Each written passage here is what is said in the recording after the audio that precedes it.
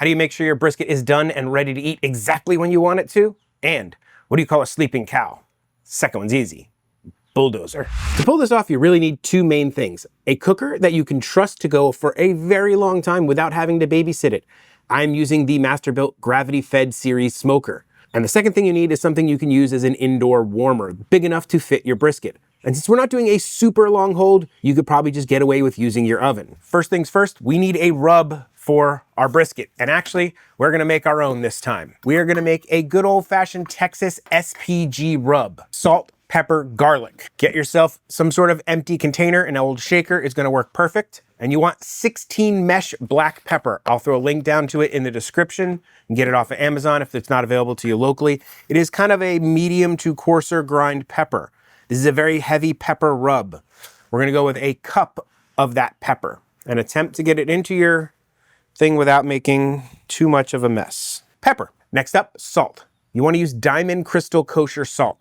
It weighs different than other salts, so when you're doing this by volume, it's important that you use the exact same salt. We wanna use half as much salt as we used pepper, so half a cup. And G, garlic. We're gonna use some granulated garlic, 1/4 of a cup. So it's 2 parts pepper, 1 part salt, 1/4 part garlic. This should give us a nice flavor and a good bark, and stay pretty traditional to Texas. Now you wanna give it a really good shake. You're gonna also wanna shake it right before you use it. Time to trim our brisket. This is a 12.5 pound choice brisket. Should be fine for what we are doing. First thing we wanna do is dry it off a little bit, get some of this moisture from the vac pack out of here. This is a kind of weird looking brisket. We've got the flat over here and a very thick point, which is nice. The point's nice and thick, but I'm not gonna do too much trimming on this. I'm gonna do kind of a backyard trim because I wanna get as much meat out of it as possible. The fat cap's already kind of thin. I don't know if I need to take it down too much. I'm gonna put a little bit of a kind of a divot there to see how much room I have. Oh, I got enough room to go down a little bit more. We're gonna save all that fat to make some tallow. Oh, I scalped it. I'm not a pro. There's already a couple scalps on here anyway, so oh well. Now we've got this big piece of decal fat down here. That is never going to cook. I'm gonna chop that guy out. A little weird chunk of fat right here. And then I'm just gonna give it a little bit of shape, but not too much. You know, a little bit of a bit there that's gonna probably just burn anyway, so that'll come off. And then we got a seam of fat, a pretty good sized seam of fat right here. We're gonna try to take that bad boy down a bit. See, this is that seam that I'm trying to kind of take out a little bit. Sorry, it's a weird angle. You guys can't really see what I'm doing here. I'm just literally carving the Mariana Trench out of this bad boy. And now, as you can see, I was able to kind of smoosh this guy to a little bit better shape. All right, we are going to just round this edge a little bit, not much. I didn't take too much off that guy. 1.35 pounds of fat for beef tallow, 0.23 pounds of crap fat, and 0.6 pounds of meat. Not too bad. So 0.6, 1.3, took about 2 pounds off this brisket. Now it is time to season. We're gonna start with the fat side down because our presentation side is going to be up. We're gonna cook this fat side up. You wanna go from up above and you wanna go heavier than you think you need so we can get a nice bark on this. Press it in. By coming from up high, you're gonna get a better distribution. Pretty thick piece of meat. It can take the seasoning. For the sides, I like to just kind of get them that way. I'm gonna call that a well-seasoned brisket. It's gonna go sit in my fridge till we cook it tonight. Time to whip up a really quick barbecue sauce. To a medium saucepan, add 4 tablespoons of butter and 1 cup of brown sugar. Get that nice and melted and combined. Once combined, add in a cup of ketchup and a cup of apple cider vinegar. Now, add in some smoked paprika, some granulated onion, some granulated garlic, some salt, and my secret ingredient, mango juice. I just love the fruitiness it adds to my barbecue sauce. I also hit it with a pinch of MSG right at the end, just to bring out the flavors. Stir it and simmer it for about 20 minutes. Barbecue sauce done.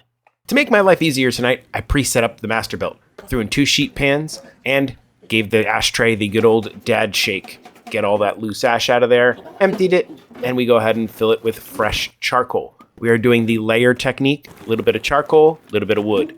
Do that until you get all the way to the top of your hopper. You want an absolutely full hopper for this overnight cook. Now it's ready for later tonight. Now I just lit up the Masterbuilt, got everything set up the way I want it, and I'm gonna go ahead and cook this guy at 200 degrees Fahrenheit overnight.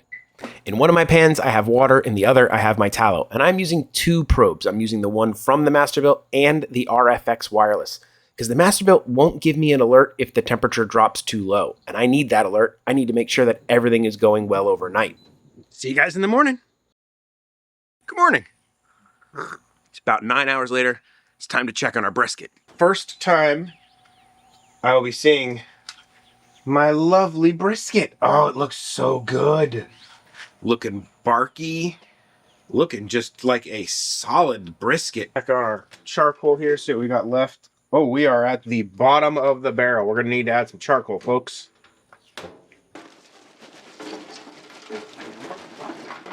I ran this guy at like 200 overnight.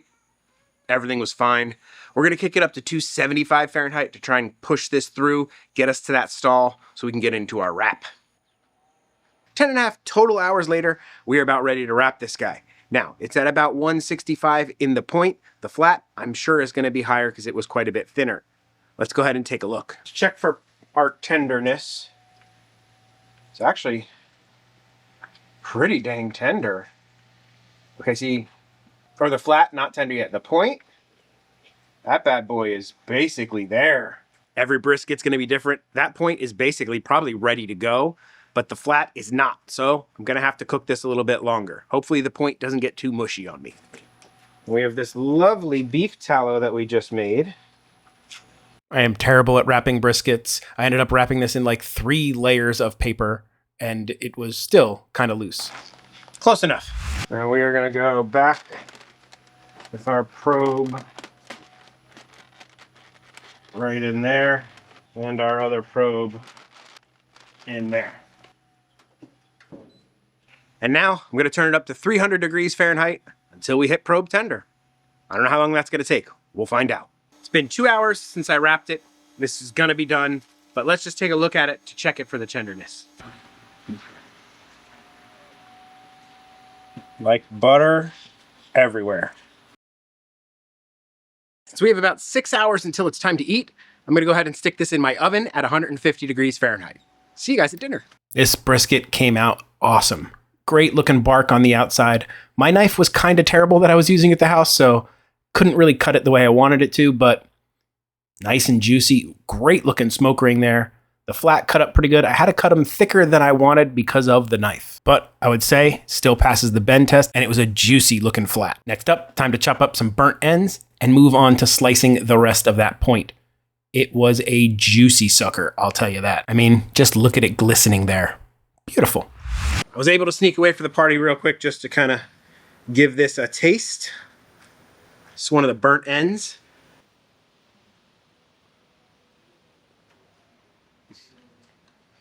Like butter. So tender, so easy. As you can see, we got a pretty good smoke ring on here. This is the flat. Very tender, very juicy. And now we have the flop test. For my favorite part, little bit of the point. I used to be afraid of cooking brisket. I'm not anymore. This is fantastic. So there you go. Dinner was a success. Brisket came out great. The only thing I would probably do differently is I would go with the foil boat method instead of the wrap in the butcher paper. I did wash away more of my bark than I really wanted to, but the brisket was amazing. So tender, so juicy. Everybody loved it. If you guys loved this video, please do the likey subscribe thing. YouTube loves it when you leave a like. I love it when you leave a comment. I answer just about every comment in my comment section. So, with all that out of the way, I guess there's only one question left to answer. How do cows stay up to date with current events? Read the newspaper. Yeah, pretty bad. Dad may tell horrible dad jokes, cook some great briskets, but one thing Dad will never do is an outro. So that's it. Bye. This is the part where I thank all of my members. You guys are the absolute best. Thank you so much for your support, and rock on. I don't know why I said rock on, but rock on.